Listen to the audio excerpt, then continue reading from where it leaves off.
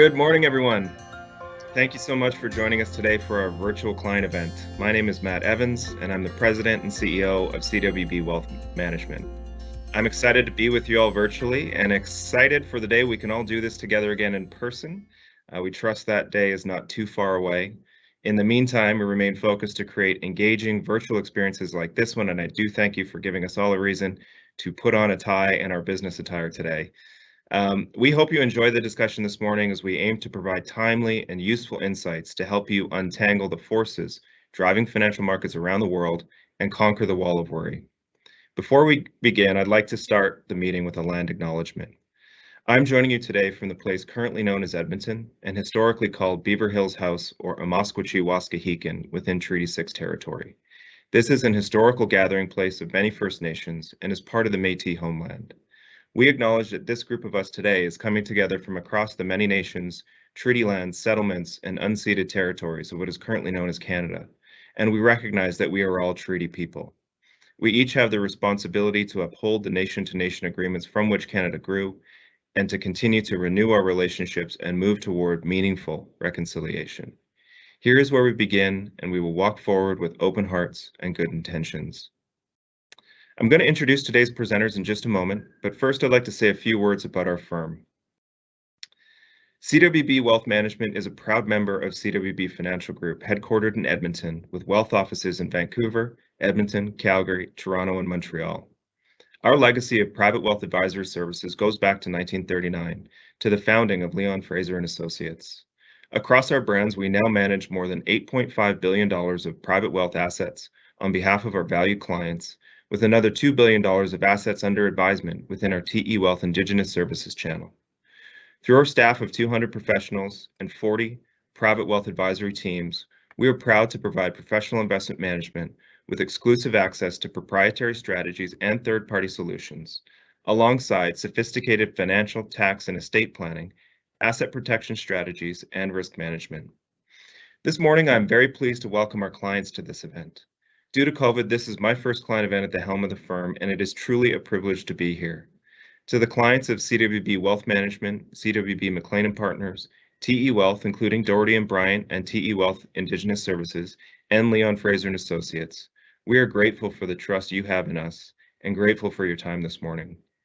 I'm also pleased to welcome clients of CWB and colleagues from across the CWB Financial Group. Finally, I'm pleased to welcome anyone who has joined us today out of interest and who may not yet have a relationship with CWB.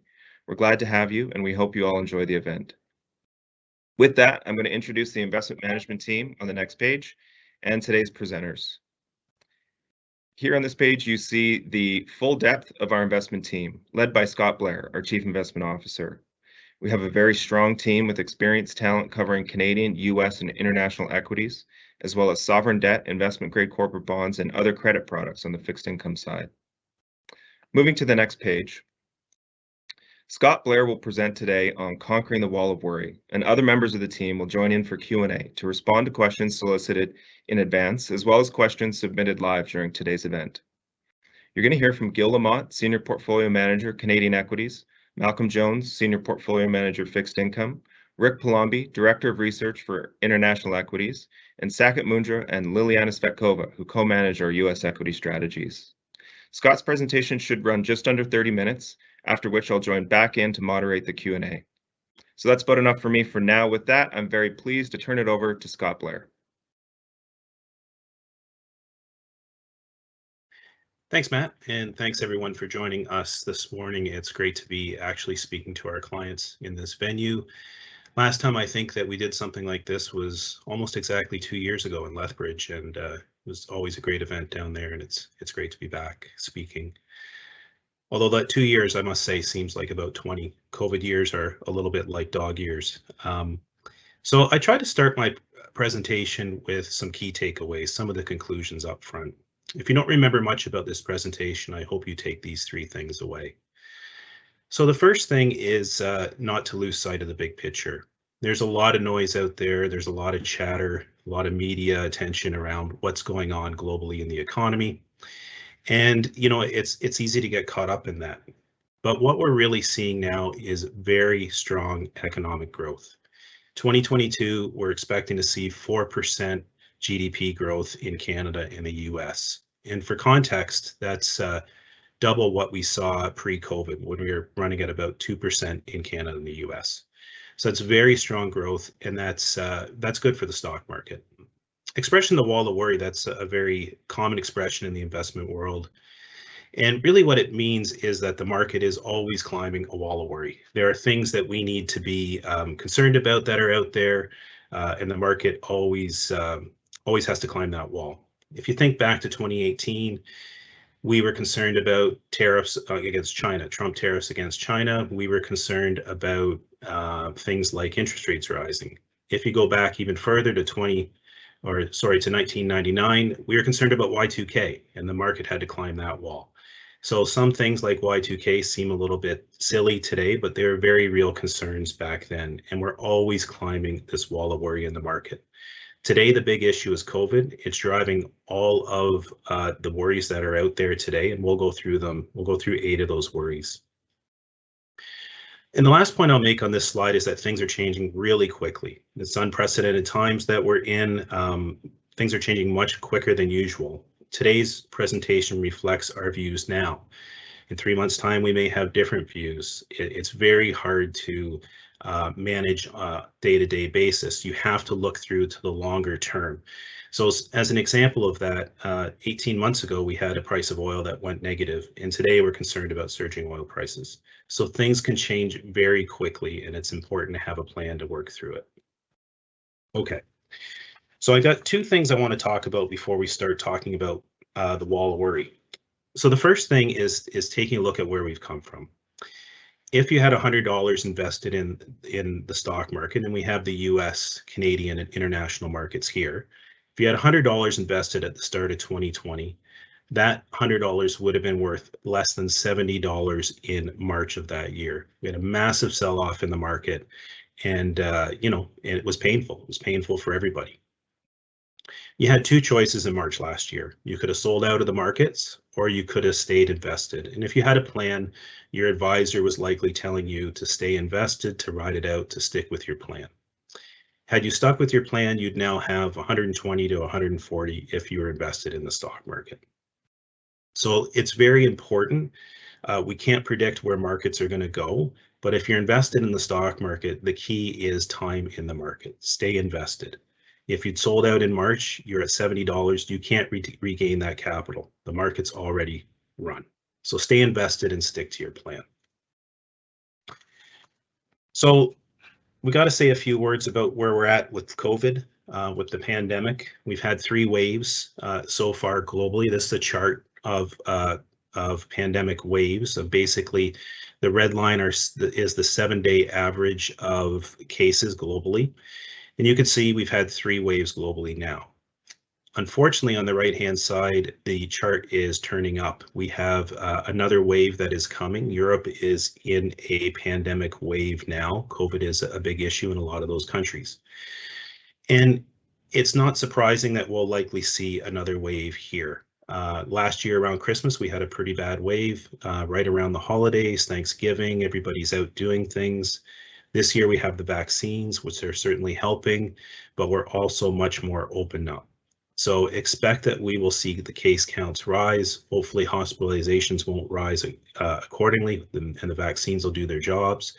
But do expect that COVID is still here, and it's going to be with us into 2022 for sure. All right.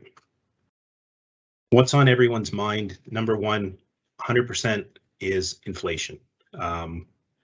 That's driving the headlines.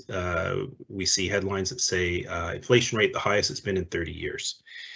And that's enough to grab anyone's attention. So let's put this into context. Pre-COVID, we had inflation rates you can see on the left-hand side of 2.5%. Central banks were worried about generating inflation. It was difficult to get inflation to where they wanted it to be. They were worried a little bit more on the downside than the upside of inflation. Today, we have an inflation rate in the US that's 4.5%. In Canada, it's 3.3%. And these are very high numbers relative to recent history. They're really not that scary relative to the totality of time, but relative to what we're used to recently, they're very scary. And the worry is that we're going to see inflation go even higher, that we'll be into some sort of inflationary cycle, and that interest rates will need to rise significantly to combat inflation. Central banks across the globe have said they think that inflation is transitory, that it's temporary, and that it's going to sort itself out over a reasonable period of time. So they can wait until next year to start raising interest rates. You can see from this chart that economists agree with that assessment. So 2022, we start to see inflation rate come down, and in 2023, we're back to pre-COVID levels. So if this chart is right, you should expect another 6 to 9 months of high inflation rates before things start to settle down. By then, central banks will be well into raising rates. So what about the long view? I really like this chart. It goes back to post-World War II, and it shows CPI, Consumer Price Index, or inflation in the States and in Canada. Two interesting things to note here. The first is that, as I mentioned before, inflation is high relative to recent history, but not that high relative to recent history, and not that high relative to the last 75 years. The second thing to note is we've had 2 periods of really high runaway prices in the last 75 years. The first one was in just after World War II, where we saw prices rise, prices fall. We'll get into that in a little bit. And the second one was the 1970s. People want to compare today to the 70s. We don't think it's a good analogy. We think that really today is more like the post-war period, and we'll talk about the 70s in a minute. So why do we think this is like the post-war period? Well, really, if you think about World War II, the entire economy was disrupted. We went from basically a market economy to a command economy. Factories no longer produced things for the domestic economy. Instead, they produced things for the war effort. Millions of young men went across overseas, and women. A lot of women weren't in the labor force, and they came into the labor force. So there's a huge cultural change there. It was really all about the war. And then it ended, and the troops came home. Jobs were created, spending boomed. People wanted to live their lives. There was a housing boom, a baby boom. Large parts of Europe needed rebuilding. Demand surged, and the economy rebounded. And we had ourselves an economic boom. Inflation also surged, then fell dramatically, then surged again and fell dramatically. The point is, it was such a huge disruption that there was a rebalancing period in the economy. It took a while to get back to normal, and it took a while to work itself out. There's a real parallel to today, although today is not nearly as severe, but we did have our whole economy shut down 18 months ago. Our way of life was disrupted, production was curtailed due to COVID, interest rates were cut next to nothing, the government handed out money, asset prices rebounded, housing prices surged. So it shouldn't be surprising that it's going to take some time for our economy to basically go into equilibrium. We don't expect inflation to get as bad as it was back post-World War II. This shock just wasn't as severe, but it will take time to get back to some sort of normality. Okay, let's talk about the 70s. Everywhere we hear the term stagflation, and it's a scary word. It's definitely tied to the 70s. People think about stagflation, they think about the 70s. But we think people are misusing the term. The conditions for stagflation are threefold: high inflation, high unemployment, and stagnant demand. And we certainly had that in the 70s. We had an energy crisis, we had oil prices spike, we had unions demanding higher wages to make up for these price increases, unemployment rose, wages actually couldn't keep up with the price increases, and people were spending more on energy and less on other things. So we had a stagnant economy. And it was a very vicious cycle that took massive interest rate hikes to break. Today we have higher than usual inflation, so we'll check that box. But our unemployment level is actually pretty decent, and it's falling. We have low unemployment, and we have surging demand, not stagnant demand. So the conditions for stagflation are just not in the cards today. On the right-hand side, you can see the misery index. That was an index that was created by an economist in the 70s to gauge what the average person was feeling out there in the world. And it's a very simple index. It just shows the unemployment rate plus the inflation rate. Back in the 70s, the misery index was up towards 20%, and today it's under 10% and falling. So we're actually in pretty good shape, and we're not worried about stagflation in the economy. All right, we have an economy where we want what we want when we want it, and we expect it to be available, either online or in stores. You know, we're not used to shortages. We're used to going and buying what our hearts desire. Sometime in the last 18 months, I think we've all experienced a situation where we can't get something that we're looking for. We have real supply chain issues. So if you take a look at the picture on the left-hand side, that's a picture of a port before the pandemic. You can see it looks pretty orderly. There's cargo that's being unloaded. There's a ship off in the distance. It's a pretty usual sight. So on the right is a port in the pandemic. It's absolutely the cargo, the port is jacked. Ships can't go into that port. They can't unload, and there's dozens of ships off the shore.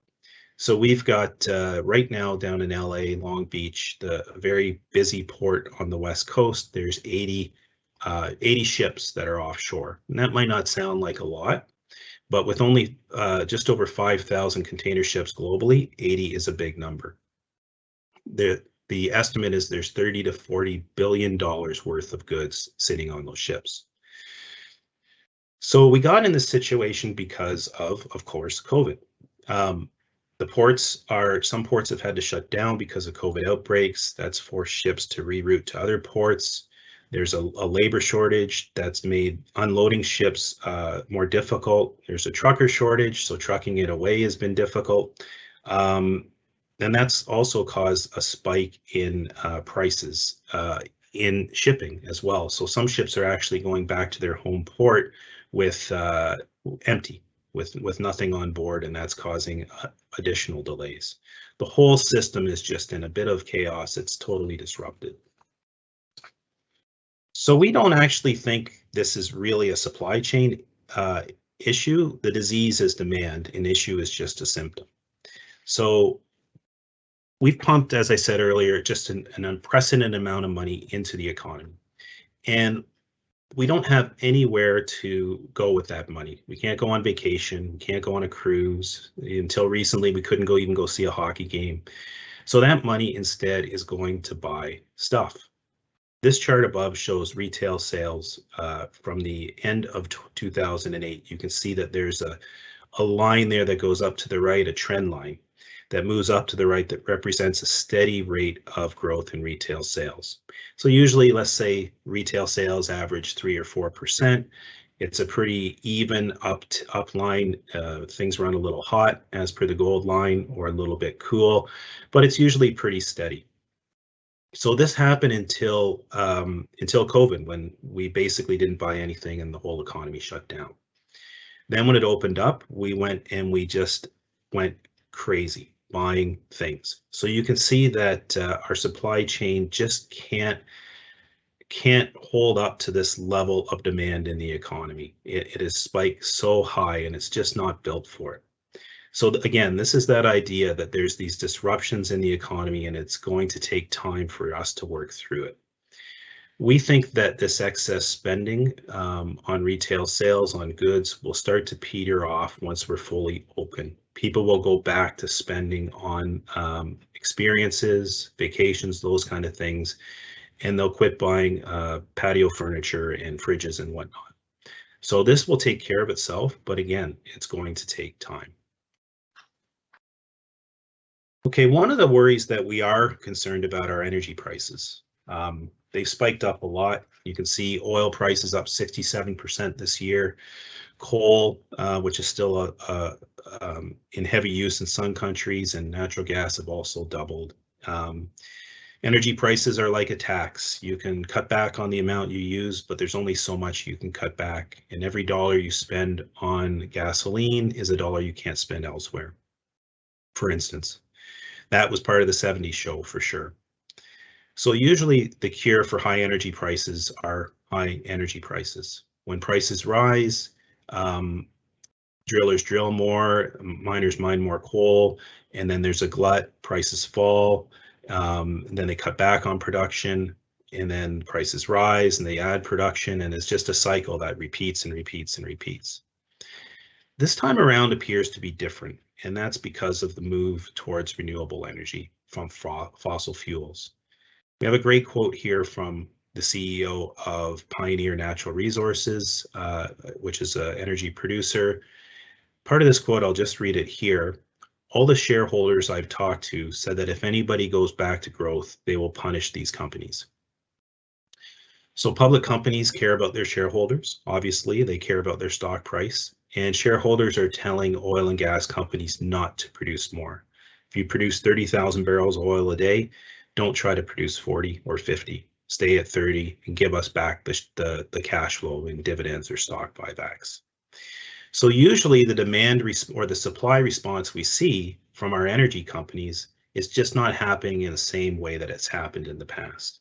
And instead, we're going to have to rely on organizations like OPEC to produce more oil and gas, and their, especially oil, and their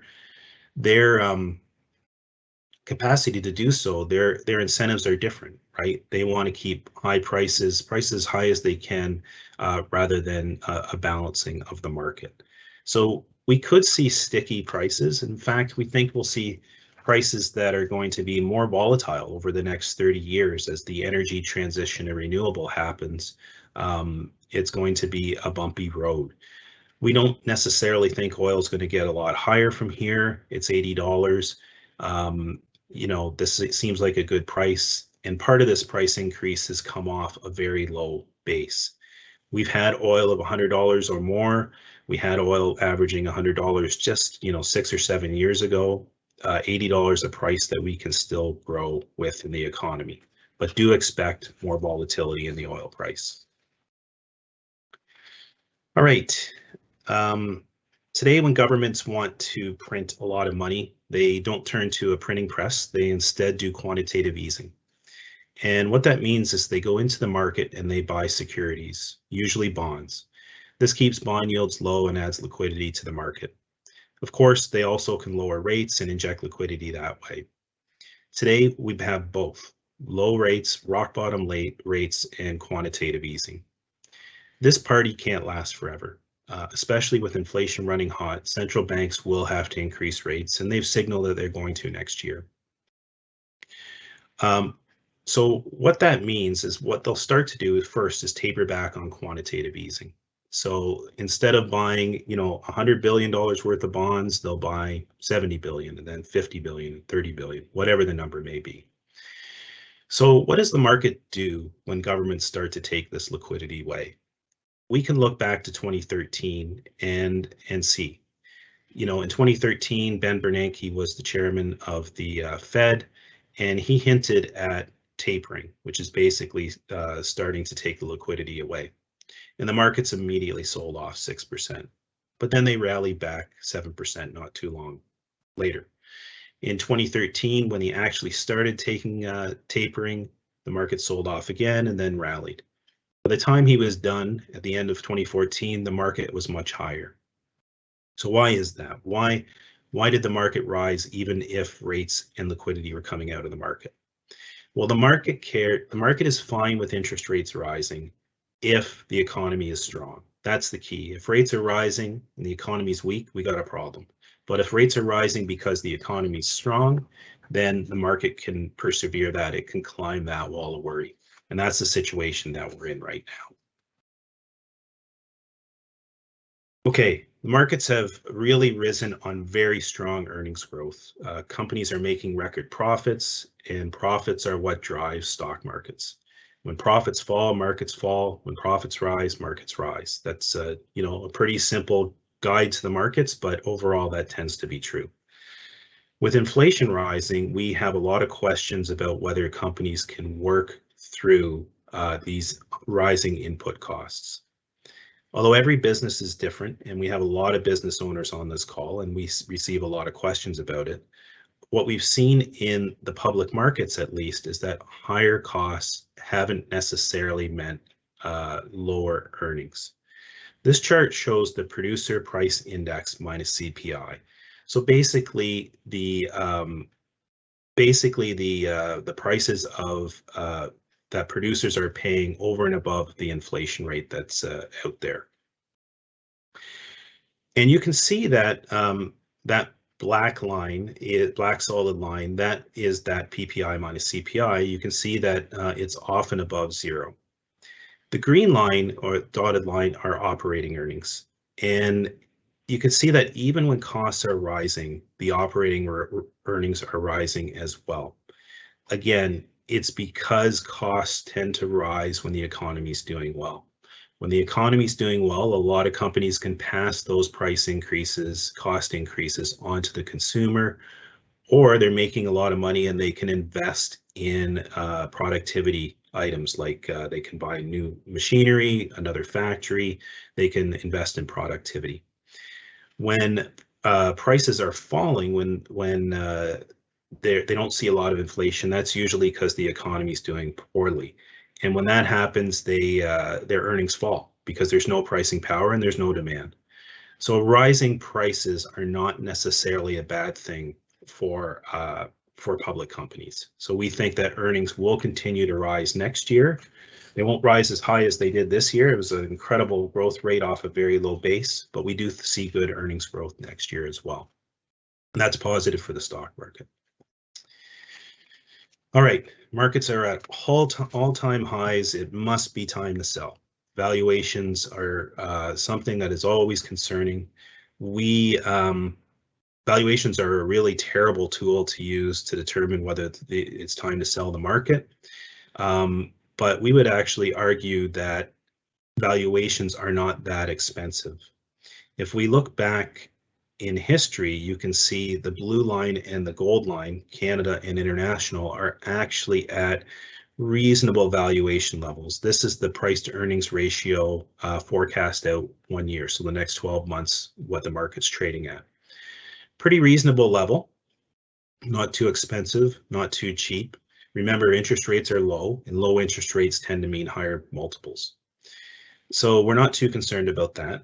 The US market does look a little expensive. The valuations aren't .com level valuations, but they're definitely high. And that's because the US market, the composition is a little bit different than it used to be. It does have those high tech weights in them, and those tech companies have higher multiples, and they have higher growth rates. Unlike the .com bubble, when they weren't real businesses, they are very powerful, strong businesses now. So we're a little bit concerned about that high level in the US market, but we actually think within the US market are lots of great opportunities. So we're still seeing great opportunities, even if the index level is a little high, the valuation level a little high. Okay, almost at the top of the wall, we got China. It's our last worry that we're going to talk about. There's a lot of things going on in China. There's always a lot of things going on, and there's a number of things that we could talk about, but if we go over them, there's this big crackdown on technology companies. There's increasing regulation. The government seems to be pulling back a little bit from free markets. Markets never truly free in China, but pulling back from opening up to a little bit more control. The thing that's really scared the market about China recently has been the property market. And there's a developer in China called Evergrande, one of the largest companies in that country. They're a property developer. A few months ago, there was a big concern that this company, which was heavily indebted, couldn't make their interest payments. Global investors speculated that there'd be this huge contagion across the globe. They called it a Lehman moment, like making a parallel to Lehman Brothers going bankrupt back in 2008 and the great financial crisis. So that didn't happen. One of the ways that we can monitor, the financial stress in China is actually to look at the junk bond yields in that country. So junk bond yields are the yields that the most at-risk companies pay, the least financially secure companies pay. The riskier an asset, the more return you want. So yields are higher for the worst companies, in the most indebted companies in China or any country. And you can see during the Evergrande crisis that junk bond yields rose up to almost 25%. It just shows how serious this situation was. Now the yields have settled back down to 20%. What that signals to us is that this still needs to be monitored, obviously, but the panic is starting to subside. And reasons why it's subsiding are that these property companies in China are starting to divest of some assets, raise capital, and the government, importantly, has stepped in to help out and to stabilize the sector. So we'll continue to monitor this closely. We don't really, in our portfolios that we look at, we don't really have a lot of exposure, well, no exposure to these property developers and very little exposure to the sector as a whole. Okay, it's a lot in a short period of time. So there are things to be positive about for next year. And I want to go over 8 things. We went through 8 things in the wall of worry, and I want to go through 8 things that make us encouraged that next year is going to be a good year economically, and also could be a good year for the stock market. So the first reason to be positive are the vaccination programs. If you're vaccinated, you're less likely to get COVID. If you get COVID and you're vaccinated, you're less likely to get hospitalized. And if you're hospitalized and you're vaccinated, you're less likely to have a very bad outcome. So vaccinations are working and they're underway globally. We'll have boosters soon, and that is a real positive. That helps us get back to normal. When you combine that with these new medical advances that are coming, like this pill from Merck that you start to take it when you have symptoms, it's been shown to have to lower the chances of hospitalization by 80%. So the vaccinations and these new medical advances should really help us to significantly open up next year. Employment is robust and improving. We actually have more jobs than people to fill them. That's a positive. There's a lot of money still sitting on the sideline. So if we do run into some trouble, we have a massive amount of savings built up that we can backstop us against any weakness. Rates are going to rise. That's going to be difficult for the bond market, but they're still low, and that's stimulus for the economy. Inventory's at an all-time low, and that's positive for production. Even if we buy less things next year, we're still going to have to replenish inventories. Companies have made a lot of money through COVID.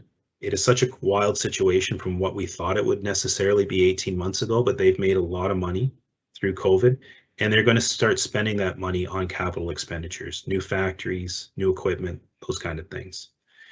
And the last piece is stimulus coming out of the US. There's the infrastructure bill and another Build Back Better bill that could get passed. A lot of that won't come in until 2023 or beyond. And when you think about that, that's probably when the economy will start to be slowing down.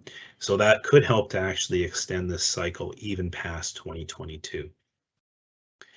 So before we move on to the Q&A, I just want to stress that the issues we discussed today need monitoring, and our view could change.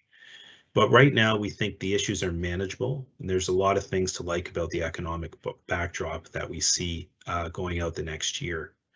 It's going to be hard for the stock market to match the returns we've seen this year, but we do think there are reasons to be optimistic and that the market will climb this wall of worry. So I'm not sure if I kept it to under half an hour, but with that, I will turn it back over to Matt. All right, thank you, Scott. I think you were pretty close to half an hour. That was pretty good. And as you said, there's definitely a lot there. And the questions that we're receiving, Scott, are very much sort of aligned to the worries in the wall of worry that you covered. So clearly, that wall of worry is shared pretty widely, and definitely number one. It was number one on our wall of worry. Let's just get right into the questions. Has to do with inflation. And we did receive a lot of questions on inflation coming in to this event, and the question about inflation that's been published in the chat is upvoted quite a few times. And tied in with that is the outlook for interest rates and rising interest rates. So investors thinking about what to do in their balanced portfolio. So there's a stock and a bond side of that. So let's talk about the stock side of it first, Scott. We know that inflation is running hot right now. We know that investors are worried about protecting their purchasing power, however long inflation lasts. At the same time, investors are worried about high stock valuations and the sustainability of corporate earnings. And so as we think about the balance of those factors and how we're allocating within equity portfolios, maybe you could hit it at a sort of overall portfolio level and throw it to whichever members of the team would like to address the sort of internals of that stock market allocation. Sure. Yeah, I'm happy to do that. So when you think about what to do from a tactical standpoint or an overall standpoint, I really can't stress it enough of sticking to your plan. We don't go all in our portfolios, and we think it's a bad move to go all in on any one strategy. So if you think, oh, I'm fully committed, inflation's going to keep rising, and I better protect against inflation by going 100% gold, for instance. The risks of you being wrong are just so extreme. So stay diversified would be the first thing I would say across different strategies and prepared for different outcomes. We didn't see COVID coming, but we were able to manage through it. And we didn't see the market rebounding as strongly as it was, but we were still overweight equities because we stuck to a disciplined process in the portfolios of buying more equities when they were down. So the overall point is you build a plan, hopefully it's resilient, and you work with a lot of people work with our financial advisors for that, our client portfolio managers, but you build that plan and it gets you through different environments. And then there's things we can do within the portfolios themselves to adjust for the different way different environments are playing out. And maybe I turn it over to Gil, our senior Canadian equity PM, to talk about what he's doing in his portfolio for that. Thanks, Scott. Well, as Matt alluded to, inflation is the erosion of purchasing power. That same dollar you earned last week doesn't go as far this week. So one strategy that we can employ with equities to combat this erosion is to grow the income generated by the portfolio. And we can do this by investing in dividend-paying stocks, but more specifically, companies that consistently grow their dividend. When the dividends grow, they keep pace with inflation and thereby protect the purchasing power of the income stream. And we can find companies with consistent records of paying and growing their dividends throughout the economy, from banks to utilities, communications, consumer products, and retailing companies. This wide representation allows for the diversification of the portfolios. And as you mentioned, Scott, this really is paramount. Now, apart from addressing the income generation aspects of the portfolio, we can also look at companies that operate successfully in an inflationary environment. And maybe I'll hand it over to Lily to address those. So thanks, Gil. Great overview on the Canadian side and the dividend growers. So I'll talk a little bit from the perspective of the US portfolio, because this is what I'm managing. And one way to hedge against inflation is really to choose companies that have a good and compelling value proposition and great management team. And I'll just explain why. And this is part of our process, and we do this not only when it's an inflationary environment like today, but just it's part of our overall process of how we select companies. So when you have a true value proposition, what this allows you to do is you can raise prices both in times of inflation and outside of inflation. And what this helps you to do is you can offset all or part of the cost increases that are generally associated with an environment like today.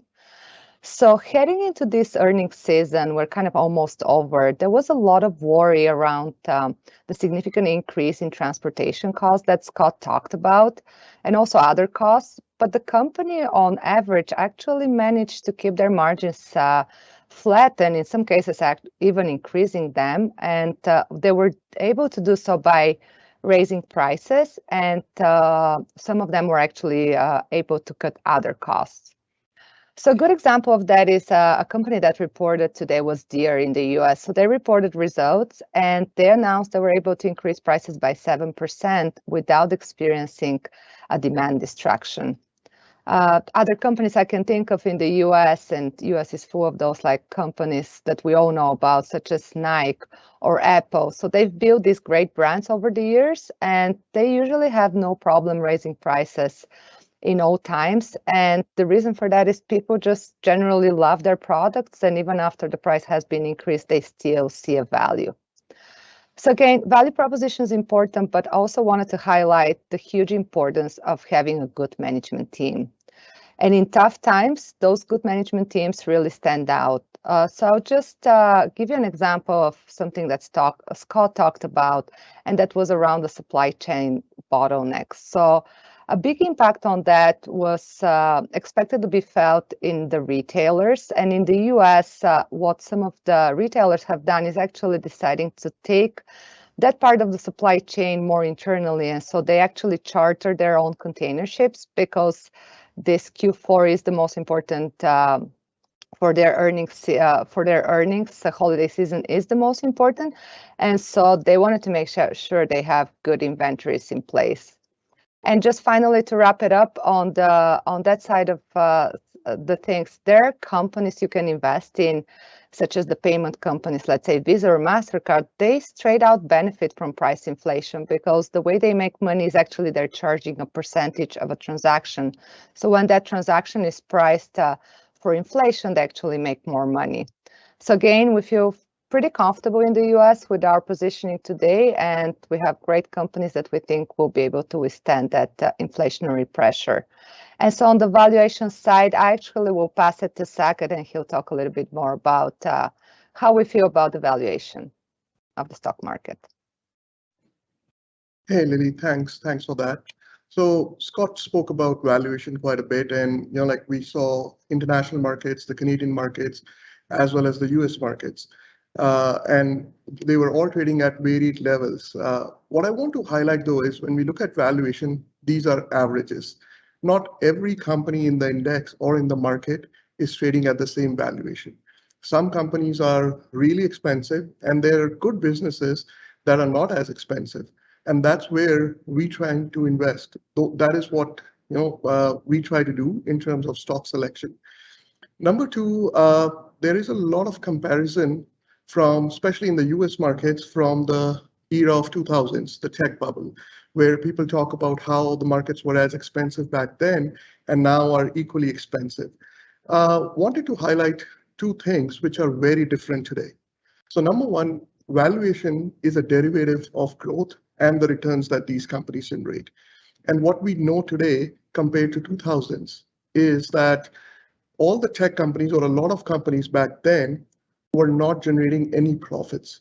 Whereas as of today, the bigger companies, even though they are trading at higher valuations and they are a big part of the index, they generate over 25% of the total profits. They're hugely profitable companies. So when you are looking at a valuation of over 20 times back in 2000, but no profits, whereas today, when you look at a valuation and sustenance of that growth in a reasonable period of time, there's a huge difference there. Where else in the world you find a company that is doing over 50 billion in revenues every quarter and still growing at 10% and returns over 20%? That's the kind of market we are talking about, and companies in US we are talking about. Second, across the board, the yields are very different between 2000 and today. So when we talked about 2000s or 1999, the yields are much lower today, and that has a direct impact on equity valuations, because companies can borrow at a much lower rate and put money to work and yield profits. So overall, even though on an average level, it seems that the valuations are a bit on the higher side, especially in the US, when you go down and dig deeper, they're not as different, and they're not as commanding. So we feel very comfortable, and we are looking at like adding to our companies per our process. With that, I'll pass it on to Matt. Thanks, Saket, and thanks everyone. That was a good coverage of a topic that we've seen come in and through a number of questions about inflation, about the stock market valuations, corporate earnings. And what I heard there was in respect to the stock part of a portfolio and how to position in an inflationary environment, you can look for companies that grow their dividends. You can look for companies that have pricing power and they can sustain strong earnings growth in a rising cost environment. And those tend to be companies with good brands, strong competitive position, strong management. And Saket, you touched on valuations and how for companies that are growing their top line and bottom line, the valuations we're seeing today are reasonable. We wouldn't say generational buying opportunity, but reasonable and can protect purchasing power. So the other side of this portfolio question that we're seeing come through both in questions submitted in advance and in the chat is about the fixed income side. So folks recognizing that current fixed income returns are low based on current interest rates, and bonds tend to do not quite so well in a rising rate environment. So this question is, what do we do with the fixed income side of a portfolio? And Scott, maybe I'll turn it to you first, just quickly on why to own bonds in a balanced portfolio, even in a rising rate environment. And maybe Malcolm, you could speak to the outlook for interest rates, how that might affect different bond securities. And then Rick, if you could touch on kind of what we can do within the fixed income portion of a portfolio in a rising rate environment to preserve returns.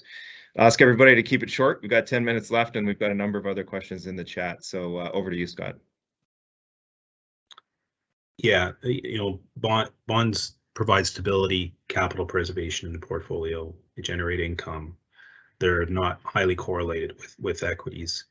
And there are things that we can do to enhance returns within the bond portfolio. But think about it as 100% equity portfolio is a risky portfolio.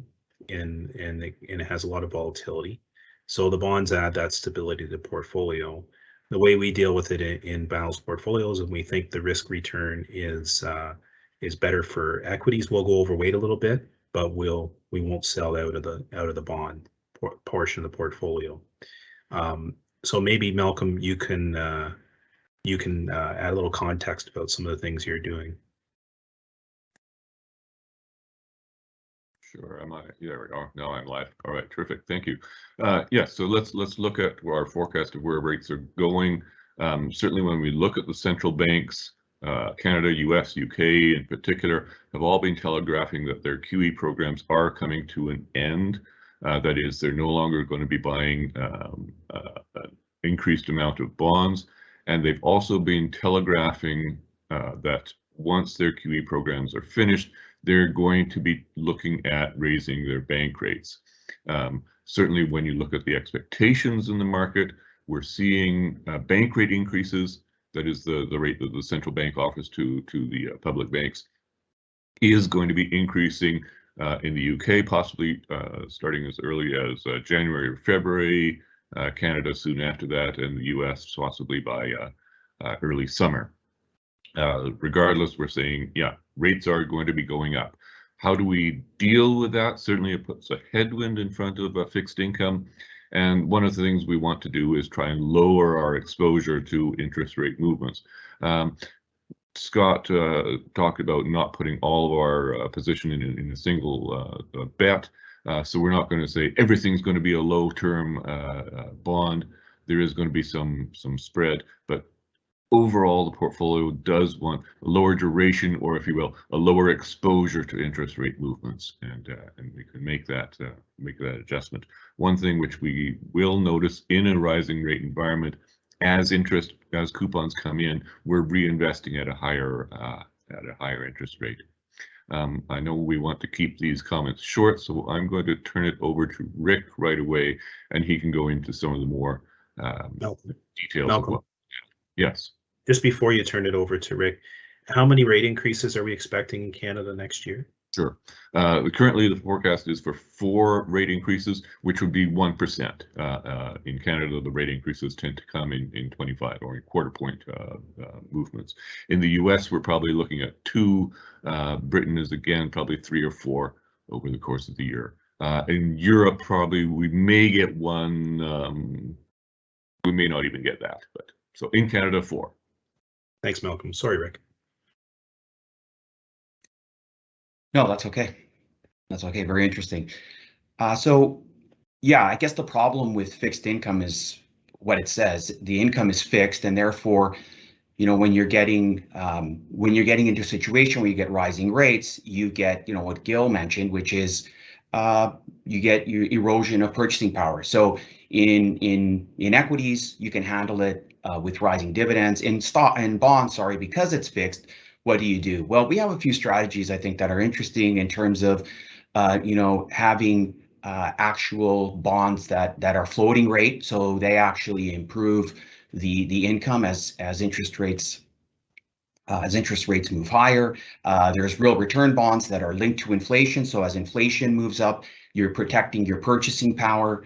And there's various other ways to, you know, to structure a bond portfolio so that you're riding out as Scott mentioned, you're riding out the volatility, both in terms of, you know, your capital and also your income. So we're trying to structure and have more purchasing power built into these type of uniquely sort of positioned fixed income to try and sort of stave off the erosion of purchasing power from inflation. Back to you. Right on. Thank you, Rick. I'll take it from there. That was good. So on the fixed income side, I mean, the conviction here is that you want to own bonds for diversification. They do remain negatively correlated to stocks for the most part, and in a world that will likely remain volatile. There's some value there. As Malcolm said, let's you know, we think about reducing our exposure to changes in interest rates overall from a yield curve perspective. And as Rick said, there's options to look at for specific asset classes within fixed income that may perform better in a rising interest rate or inflationary environment. I do want to hit a couple of other questions that are important questions from the chat. I don't think we're going to be able to get to all of them, but I do want to hit the ESG and climate change question. Another question here from Mick was on labor shortage, and a question from Brent on any particular sectors we see doing better than others in the recovery. Maybe we can take those away and write on them, or reach out to you to hit those topics. Those were also upvoted, so there's interest in those topics. But with the limited time we have left, I just want to hit this ESG question. That is environmental, social, and governance. That is certainly a prominent theme within investment management today. A lot of folks do focus on the E part of ESG, which is the environment and the climate change question. The specific question in the chat, Scott, was why don't we see climate change among the risks or among the worries on the wall of worry, and what generally is our approach to ESG related investing today? I'll turn it over to you, Scott, and we can finish on that point. Yeah, it's definitely a worry. It's not on the wall of worry, or we didn't put it on because it's not something like what we're really highlighting were things that have come about due to COVID in this very unusual environment. And the climate change issue is one that is pervasive. It doesn't matter whether we're in a COVID environment or not a COVID environment, it is there. You know, I believe that climate change is something that is real, that's ongoing out there, that we need to be very concerned about. Even if you don't, and there may be people on the call that don't agree with that, the world is transitioning either way. It doesn't matter whether you agree with that or not. We are moving to renewable energy sources, and that's just a reality, and that's a reality as investors that we have to deal with.